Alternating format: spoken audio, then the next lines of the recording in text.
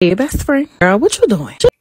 Hey, the best squad, it's your girl, Ebony, the best. Guys, so let's get into this quick review. Love and Marriage Huntsville, Season 6, Episode 2. And it picked back up where Mel and Kiki was continuing their discussion about Crime Stoppers, which we already know that Tiffany is all the way up in this. So Melody went into letting her know, like Tiffany was feeling uncomfortable and, basically saying that is it good for the brand?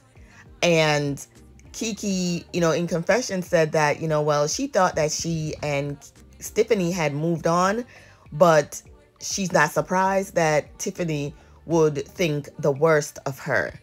She then went in to say that she really can't say much about what is going on because of, I guess, pending lawsuits that is going on. She can't even answer if that's her in the picture or not. You want to She dissolve, then hold and hope, said right? that, I don't want the anything else only to do with person that any of the actually reached companies out that to we her was share together. Melody, Cool. and that like she appreciated, and Mel let her know, listen, if you need anything, I'm here. I got your back 100. Okay. And Kiki thanked her and says, well, the last person that reached out to her was her cousin Leticia. And Mel is a real one. She, explained to Kiki that, you're just getting back into the grooves of thing with with your cousin, trying to get back that cousin mode, and, let her know that, even though she and Letitia had her thing, she kind of like basically understands that, you can't rush, blah, blah, blah. But, she gave her some good words. The next scene was with Letitia and her husband, Marcel. They're going over, I guess Letitia wanted to know. Wait, and side note, Letitia, are you wearing Mila's shirt? Because, baby, that shirt is too tight for your body. Anyway, so she and her husband was discussing, his day in court. So apparently she didn't go. And he's like, oh, it was a deposition. You see, again, play stupid game, you're gonna win stupid price because you start the lawsuit. You started the lawsuit against Zen Garden, and they said, you know what? You may start it, but we gonna finish it. Anyway, so they sat there, stand there talking about the lawsuit. He seems as if, he's basically regretting it. He also went into the conversation about Letitia wanting to buy furniture for the house, and he was like, why can't we just do rent to own? Really? Really? They talk about, I guess, their budget that they're on, like spending money. Who gets this? She gets 5,000, he gets 35, whatever. So apparently he took his money and redo the car. Just as how I heard content creators saying, and I think it was who called it out first? Jeez, a content creator called it out first, and she was spot on. And then she was like, well, he was like, well, I'm sure my car costs less than what your purse purchased. And it's like, y'all over here flaunting money, talking about money, but yet still you have no deadline on when you're gonna see that project or Scott Manor gonna be built. Like, faking it. That's basically what that scene was to me. So I guess he thought he should get an apology from his wife for, I don't know what she did or what she said that was bad, but he needed an apology, and she stupidly apologized to him. Like, girl. Anyway, so the next scene was Stormy visiting Tiffany. I guess she was there to help out with the reveal of the baby. I don't know what that was for, but they met up at the place, went over, I guess the coordinator was there. They were talking about that. Tiffany and Stormy sat down, was rehashing about, her and Keisha, which I think fake storyline, fake storyline. Then they started talking about, her inviting Kiki, and, Tiffany, you trying it. Let me tell you, you really trying it. So she was like, first though, she bashing Kiki. And then she turned around and said, but why wouldn't I invite her? In confession, she's acting like, oh, she's all acting like a grown woman. This is a grown thing. But yet still had the nerve to say she's inviting Kiki, but she just hope that Kiki don't steal any of her. Let me play the clip for you. What's coming? Did you surprise that I invited Kiki? Why wouldn't I be shocked? Why are you acting like that about Kiki? This is super intimate. This is seeing your baby. Yeah. I'm really shocked that, Tiffany invited Kiki because every time that they're together, they always have issues. So I felt like I should have... She doesn't, like, take any locks or anything while she's here. Or, like, centerpieces. Kiki, I think Kiki... So that's what Kiki had to say, y'all. I mean, Tiffany had to say about Kiki. And I don't know if, Tiffany, you don't have any type of, quote-unquote white privilege for you to be talking down about Kiki when you don't know the truth. So I thank Stormy again for even picking up for Kiki in this side.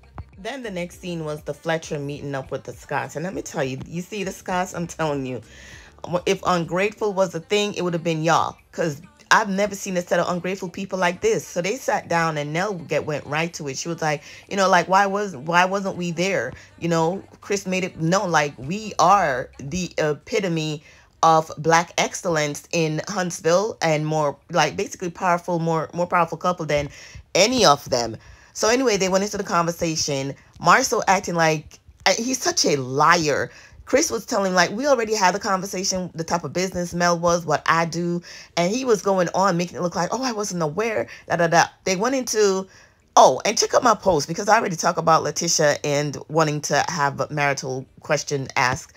So he went into the Holtz, or Melody and Martel, making it look like they did nothing for him. Like, how did Scold come about? Why are you downplaying what they did? Like, it's ninja like you that nobody should help, because you was working at Target talking about you were you were an claim. Let's hear the title you give yourself in the deposition, that you were an executive team lead at Target. When did Scold started? When did M&M pool service started? Mel has been in business since 2008. So how dare you try to downplay her accomplishment and even pity the fool who got fired for allegedly frightening, what's the word? I forgot the word, with employee, and got fired. And Mel, because Martel is your boy, you got Mel working for you, getting you clients. It's the ungratefulness for me. Not only that, for them to tell the Fletcher, I mean, that's again, Leticia, you are unstable in all your ways. You and Mel had to sit down, went through everything, moving forward, talking as if, you know what, let me not make fun of you. You were talking about moving forward. Now you here at the table talking to where there's a line, there's a distance. What? Really, Leticia? Nobody can move forward with you because you hold on to stuff. And if that's the case, that you was moving forward, y'all still friends with Martel. Y'all's really good friends with Martel. So it's only Melody. You don't want nobody talking to Melody. Just as how you and Destiny's on your friendship now, Destiny not talking to Mel. You want Nell to not talk to Melody. And like, Leticia, when are you gonna grow up and act like a real woman? So y'all, now we came to the final scene, finally, where they all got together. You saw Tiffany came in. No, not Tiffany. You saw Kimmy came in. Stormy came in. So finally, all the ladies arrived. Mel started talking. She said hi. And mind you, Mel said hi loud and clear to everybody. And here goes Stormy with her childish behavior, pretending she didn't hear. Mel says it loud and clear, just like Mel said in confession. I said it loud and clear, but she get it. She understand you trying to play that childish game, but she ain't about that, okay? So they continued to talk, and they were in the circle. They were talking about the whole thing, the Black Expo. They were talking about, you know, how Kimmy made it clear, like, it's supposed to be only the core 6 plus Stormy. And then she finally decided to speak when Mel said, so what happened? You know, why you had to pay $100? She was like, oh, because Marshall charged me $100. And she was saying to Mel, you know, be glad that you didn't feel compelled to go, and that she should have sat in the front seat just like they let Tiffany did. Anyway, Nell walked in. Mel gave her a hug. They got to talking. Nell was letting her know, you know, I met up with the Scotts and trying to ask them why, you know, we weren't invited at the Black Expo when they are indeed Black excellent. Now we know who Melody's friend was talking about, the rich couple at the ceremony. Anyway, so she was like, you know, how Marcel basically was trying to downplay, you know, her business and, you know, how it started, and how if anybody should have gotten any money, it would have been Stormy and his brother Maurice, because they've been in business the longest. Now the devil is a liar. That's why you see that clean hands, pure heart, y'all, none of y'all have it. That's why none of y'all ain't striving. And I'm glad Mel called you up, but I'm gonna do a separate video with how Mel dragged him for filth.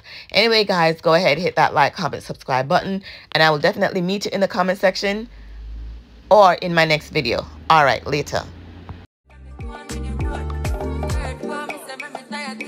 And you know it farm to be a fire team.